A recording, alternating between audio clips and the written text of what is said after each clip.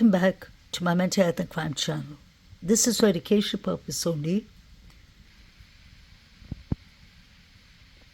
This is the police stop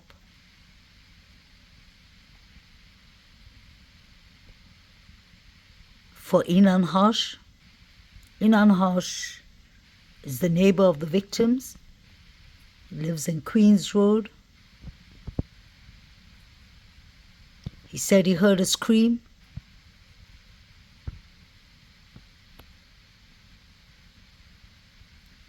And he was the one that said he saw a black SUV,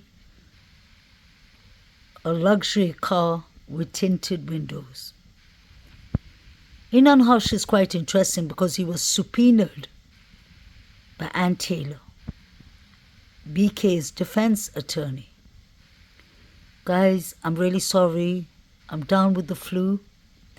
My voice is not the best, but I'm still going to try. Because I caught into something that Inan said to the female officer that I kind of find strange. Pay attention to this. He's driving with a suspended license. So the officer told him she's going to tow his car away. And finally, when he's let go, this is what he asks his officer. Call and make sure that they know what's going on and that you haven't missed a court date, because then they could put out a warrant for you as well. So, any questions? Okay. Sorry to see you for the first time on the job this way. Yeah, my cats? Yeah. See my cat sometime? Well, probably not. But, okay. So you're working at Loom? Yeah. Cool. I worked there too, like Really? 4 years ago, for about 3 months. I'm sorry? 23. Yep. That's me. Alright, well, we'll just hang tight and make sure everybody's safe until your ride gets here. Where are they coming from? Like people buying area. Okay, so they're pretty close? Yeah. Okay. Alright. Well, we'll hang tight with you for just a minute, okay?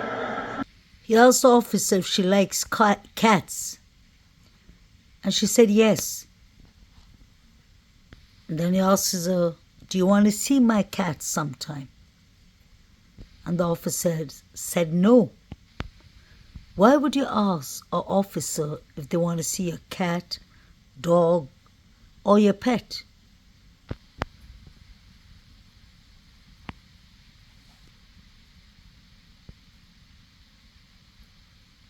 Are the police officers in Idaho, Moscow so laid back? Because I thought it was only the Banfield body cam that was a bit unprofessional. But now we have Inan asking a police officer if she wants to see his cat. Look at him, being so comfortable.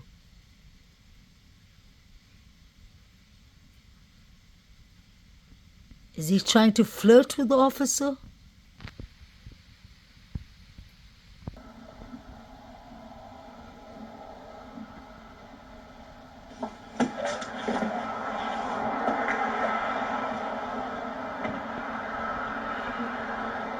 Okay, so well, hey, there you go. Yeah.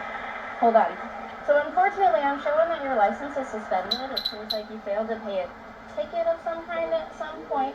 So if you wouldn't mind turning the ignition off from the car and then stepping outside with me, that'd be perfect. And we'll just get you sorted from here, okay? Okay. Come on now. Perfect. If you want to just step behind your car, do you have the phone on you? We can start organizing a ride from here. Oh, you're taking my car? I'm not going to take your car, but I can't let you drive it because I will be letting you continue to drive suspended. Yeah, hold on. Yep.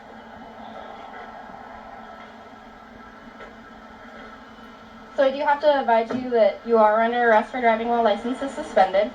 Let me read you your Miranda rights. If I can find them, I've got a lovely card here. Hey, partner, why don't you sit over here on the guardrail for us? It'll probably That'd better be place for a you. little safer. Okay, so I'm going to read you your rights. Is that cool? You have the right to remain silent. Anything you say can be used against you in a court of law. You have the right at this time to talk to a lawyer and have him present with you while you're being questioned. If you cannot afford to hire a lawyer, one will be appointed to represent you before questioning if you wish. You can decide at any time to exercise these rights and not answer any questions or make any statements. Do you understand those rights as I've read them to you? Yeah, so I can take you to jail or? I'm not going to take you to jail. If you can organize a ride and everything, so what I'm going to do is you have been advised that you're under arrest, so you do have to stay on scene. I'm going to have my partner here stay with you while I work on doing a criminal citation, and if you can get someone to get the car on out of here, that's fine with me, and then we'll just let you go get a ride out from here, okay? Mm-hmm. Just have me on a scratch on site? Yeah. Okay. Thank you. Like early November, I remember it was snowing, so it was winter, but it was like a little bit ago, but it was it was winter, so pretty recently, but not, like it was a little bit a while ago. But yeah, they were from, it was interesting to me is they were from Coeur d'Alene, and I know some of the people that were in the house are also from Coeur d'Alene. Inan Harsh said that he knows that some of the people living in 1122 Kings Road were from Coeur d'Alene. And he has friends from Coeur d'Alene. He works in Washington Pullman. His father's a professor or retired professor in Washington Pullman. I wonder why Ann Taylor subpoenaed him.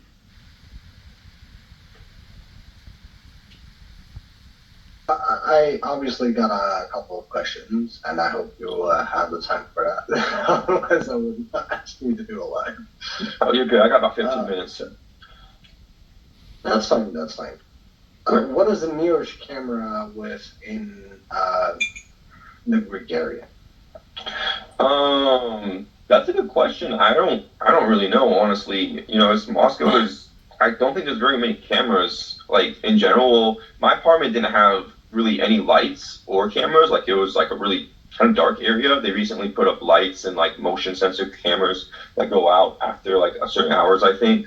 I'm sure some like neighbors had some cameras, but this is Moscow. I'd be surprised if there were any in that area. You know what I mean? Like people leave their doors unlocked here before this. People leave their windows unlocked. Like it's a safe town, People have their doors and windows unlocked, according to Inan Harsh. How would he know that? Especially the windows. Has he tried to open any of the windows? And he mentioned that his block and around his block doesn't have any lights. They just put it after the quadruples.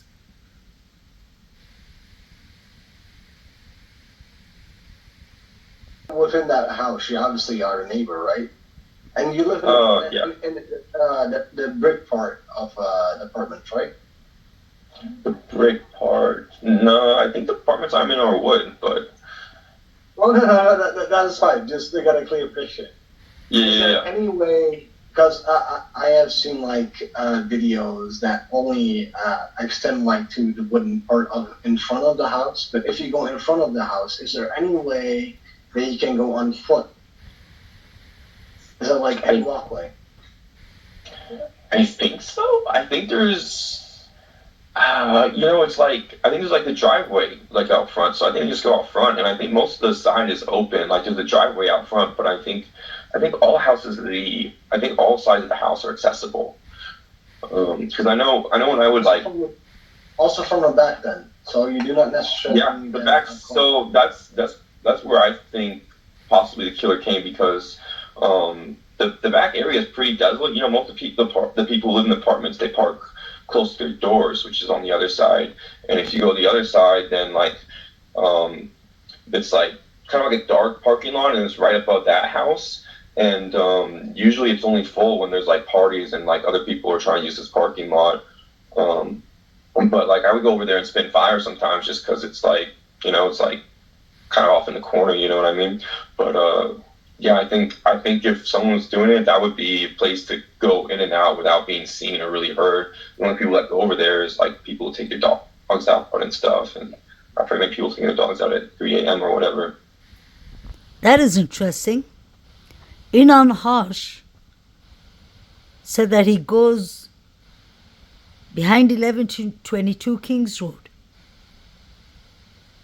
or near the parking place, I believe, and spins fire with those fire sticks.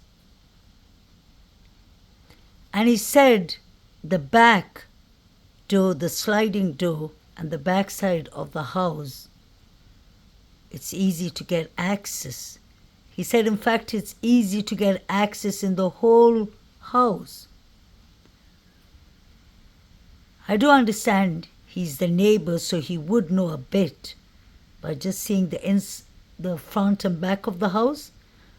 But why was he so clear with the details?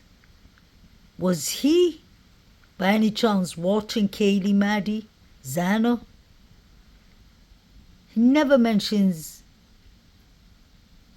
Ethan by name. He just says Xana's boyfriend.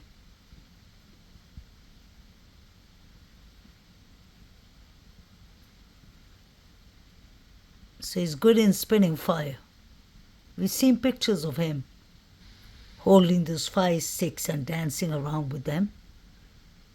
So if he was doing it behind 1122 Kings Road or at Queens Road parking, the girls would have seen him. Could he have been the peeper? Was he watching Maddie's room? There was no curtains in the girl's house, if you'll remember.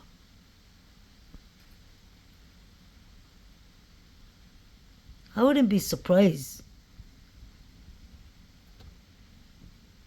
if he was watching them from there. What? But Oh no, that's fine. Just to get a clear picture.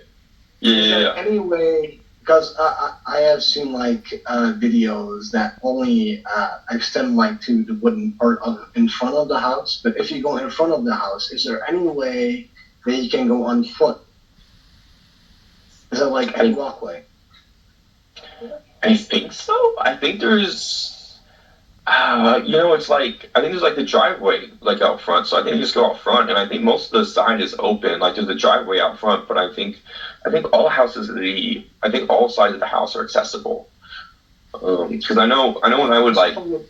Also from the back then. So you do not necessarily. Yeah, the back. So that's where I think possibly the killer came, because the back area is pretty desolate. Most of the people who live in the apartments, they park close to their doors, which is on the other side.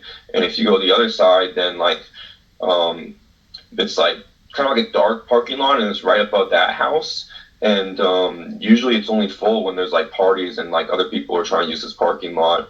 But like I would go over there and spin fire sometimes, just because it's like it's like kind of off in the corner, you know what I mean? But yeah, I think if someone was doing it, that would be a place to go in and out without being seen or really heard. The only people that go over there is like people who take their dogs out and stuff, and